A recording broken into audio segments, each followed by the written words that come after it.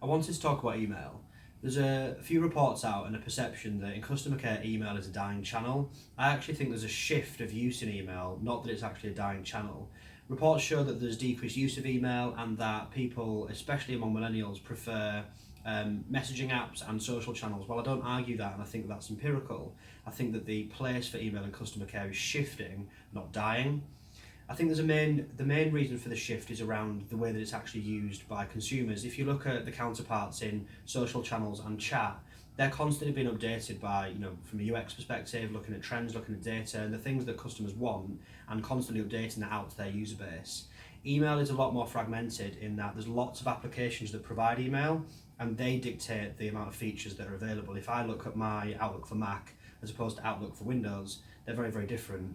AirMail for Mac as opposed to Outlook for Mac, very, very different again.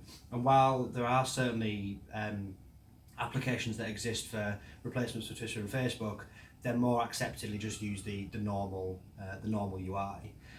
I think the big shift for email is coming in terms of the way it's used as a validation step as opposed to a conversation. So if we have a look at our data, and our data's focused mainly around retail, but it does go broader than that, is that, let's say for example we have a chat will, after a chat you'll be offered a chat transcript which will come to you via email. Even when you make a purchase, the receipt will tend to come via email.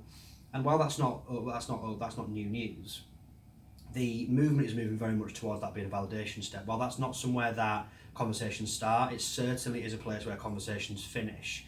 And if contact centres start to adopt that mantra that actually the validation step in email is where the big shift is moving towards, I think that can have a big positive impact for the consumer.